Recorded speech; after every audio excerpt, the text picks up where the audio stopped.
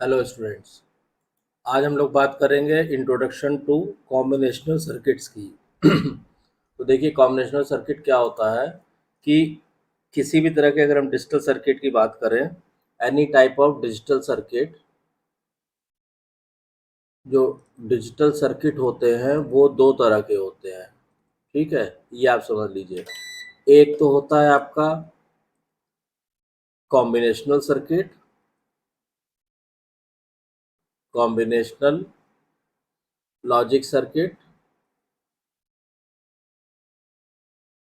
और दूसरा होता है सीक्वेंशियल लॉजिक सर्किट। सीक्वेंशियल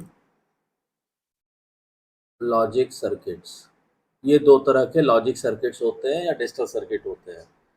अब इसमें आज हम लोग जो बात करेंगे, आज हम लोग बात करेंगे कॉम्बिनेशनल लॉजिक सर्किट की।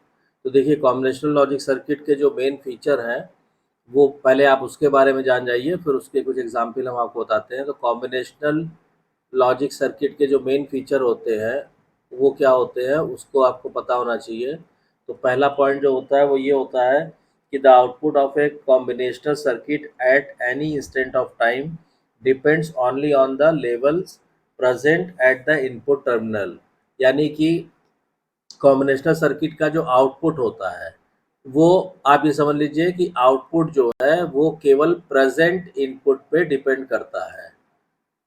उस पर्टिकुलर इंस्टेंट ऑफ टाइम में जो भी इनपुट्स हैं केवल उन पे डिपेंड करता है। प्रीवियस पीछे क्या इनपुट था, पीछे क्या आउटपुट था, पास्ट में क्या था, उससे कोई मतलब नहीं रहता है।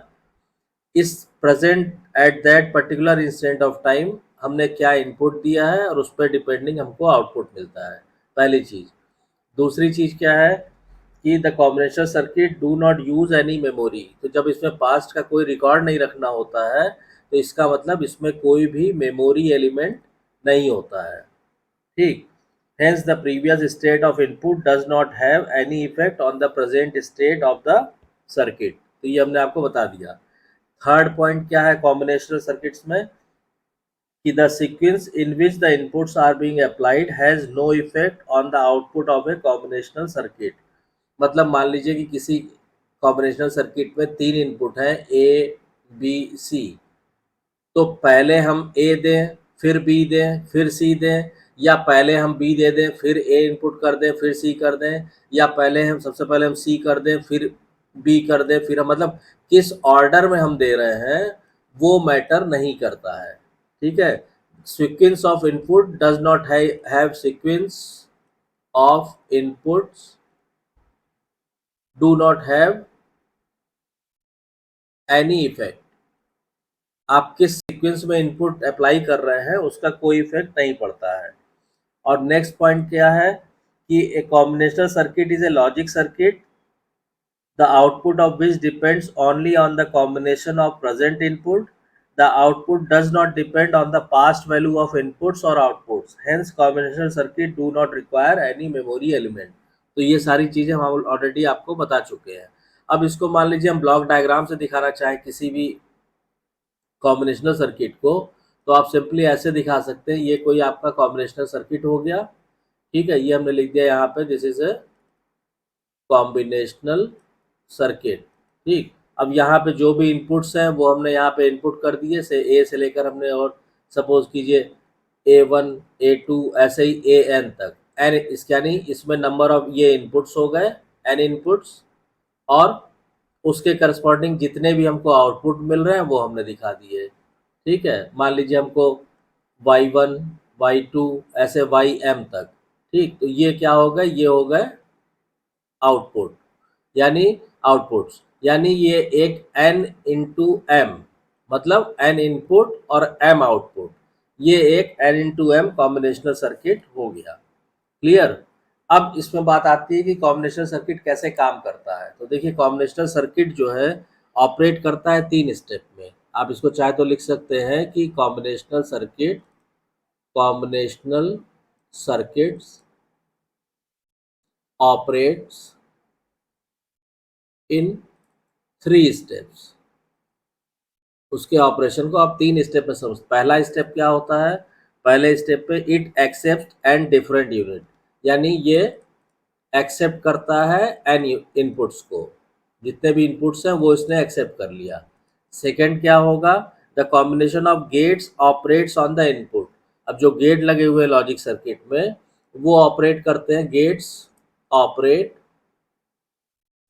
ऑन इनपुट, मतलब जो गेट लगे हुए हैं उनको हमने इनपुट दिया तो उसके हिसाब से जो भी आउटपुट मिलेगा वो ऑपरेट करते हैं। और थर्ड स्टेप में क्या होता है कि डिफरेंट आउटपुट्स आर प्रोड्यूस। जैसे यहाँ एन इनपुट था, हम यहाँ पे लिख सकते हैं M different outputs are produced.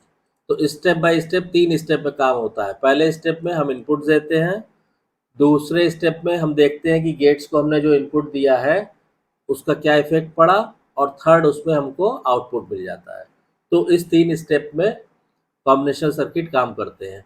अब जैसे आपने कहा कि कॉम्बिनेशनल सर्किट की कुछ एग्जांपल्स बताइए, तो हमने कहा से अब कुछ एग्जांपल्स ऑफ कॉम्बिनेशनल सर्किट की हम लोग बात करेंगे। एग्जांपल्स ऑफ कॉम्बिनेशनल सर्किट्स, तो जैसे पहला हो गया आपका एडर सब्ट्रैक्टर, ये सब हम लोग आगे पढ़ेंगे, इसकी डिजाइनिंग पढ़ेंगे। एडर सब्ट्रैक्टर मतलब जो बिट्स को जोड़ते हैं या घटाते हैं, ये आपका क्या हुआ, कॉम्बिनेशनल सर्किट हुआ। सेकंड क्या है, कॉम्परेटर, दो सिग्नल को, दो इनपुट को आपको कंपेयर करना है तो कॉम्परेटर भी कॉम्बिनेशनल सर्किट हो गया।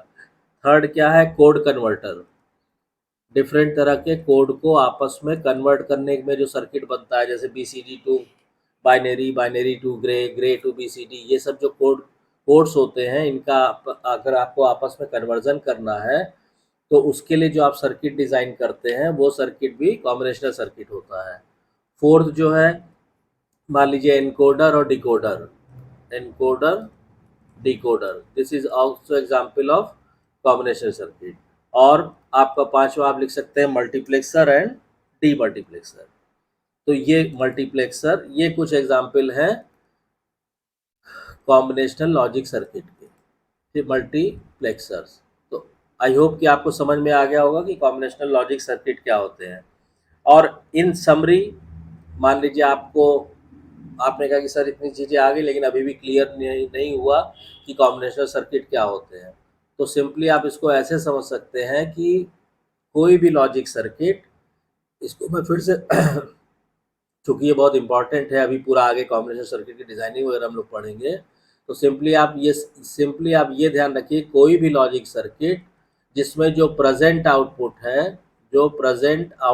है वो किस पे डिपेंड करता है, केवल प्रेजेंट इनपुट्स पे। ठीक, वो इस तरह का logic circuit combinational logic circuit कहलाता है।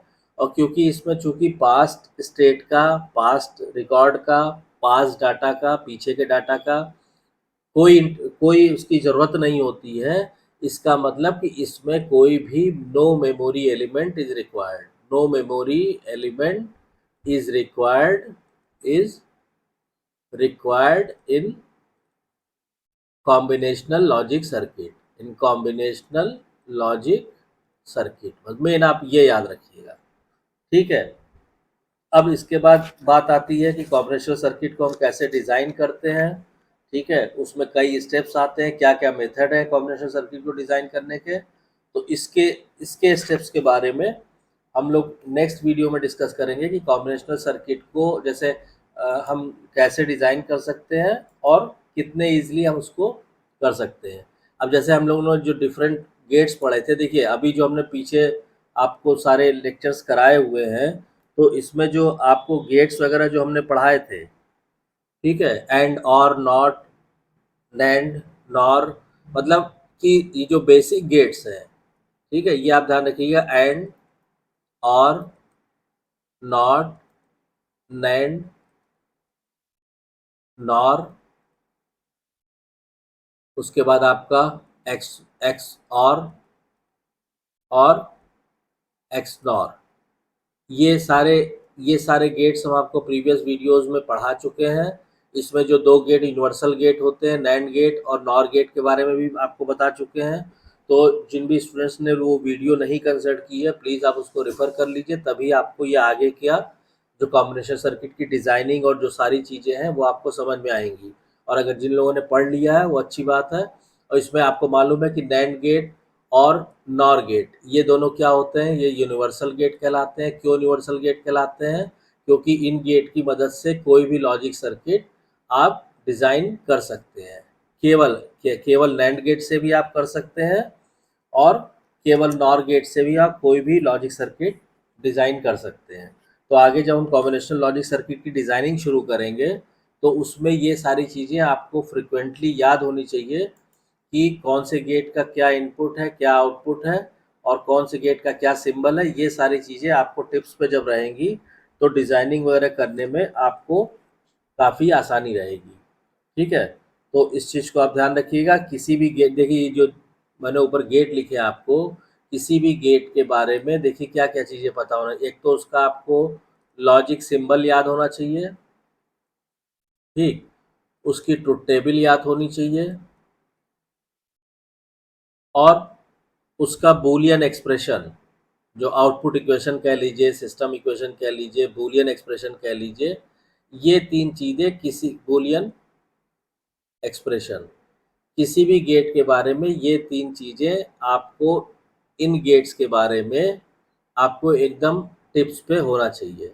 उससे क्या होगा कि आगे जो हम कॉम्बिनेशन सर्किट स्टार्ट करने जा रहे हैं, ठीक है, उसमें फिर आपको आपका टाइम नहीं वेस्ट होगा बार बार पीछे की चीज़ रिफ़र करने में और आपको चीज़ें ज़्यादा तेज़ी से और अच्छी तरह समझ में आ जाएंगी और डिज़ाइनिंग में आपको कहीं कोई दिक्कत नहीं आएगी, क्योंकि अब आगे जो आने वाले स्टेप्स हैं वो डिफरेंट तरह की हम लोग डिज़ाइनिंग को ही डिस्कस करेंगे बारी बारी से। जैसे आपको ये जो हमने लिखवाए हैं, क्या नाम से, ये जो आप देख रहे हैं ना, ये एग्जाम्पल ऑफ कॉम्बिनेशनल सर्किट्स, इन सब की डिज़ाइनिंग करना हम आपको बताएंगे। एडर सब्ट्रैक्टर कैसे डिज़ाइन करते हैं, कॉम्परेटर कैसे करते हैं, कोड कन्वर्टर तो डिफरेंट तरह के होते हैं। जितने तरह के कोड है, हमने कहा BCD to gray, gray to BCD, binary to BCD, मतलब किसी भी तरह के कोड कन्वर्टर्स को डिज़ाइन करना बताएंगे। उसके बाद एनकोडर और डिकोडर को डिज़ाइन करना बताएंगे। उसके बाद मल्टीप्लेक्सर और डीमल्टीप्लेक्सर कैसे डिज़ाइन करते हैं और कैसे काम करता है। मतलब टोटल आगे आने वाले जो लेक्चर्स हैं वो डिज़ाइन बेस्ड ही होंगे। ठीक है, तो इसलिए आपको बार बार पीछे रिफ़र करने की जो है ज़रूरत नहीं पड़नी चाहिए। इसलिए मैं आपसे कह रहा हूँ कि ये जो बेसिक गेट्स हैं, एंड, और, not, NAND, nor, XOR, XNOR, इनकी ये तीनों चीज़ें, इनका लॉजिक सिंबल, ट्रुथ टेबल और बूलियन एक्सप्रेशन, ये आप अच्छी तरह से याद कर लीजिए ताकि ये आपके टिप्स पे रहे। तो आई होप कि आपको यहाँ तक की चीज़ें क्लियर हो गई होंगी। ठीक है, आपको वीडियो कंटेंट पसंद आ रहा होगा। अगर वीडियो कंटेंट पसंद आ रहा है तो प्लीज़ वीडियो को शेयर कीजिए, लाइक कीजिए, चैनल को सब्सक्राइब कीजिए और नोटिफिकेशन बेल को ऑन कर दीजिए ताकि जब भी नेक्स्ट वीडियो डाली जाए चैनल पे उसकी इन्फॉर्मेशन आपको तुरंत मिल जाए। Thank you.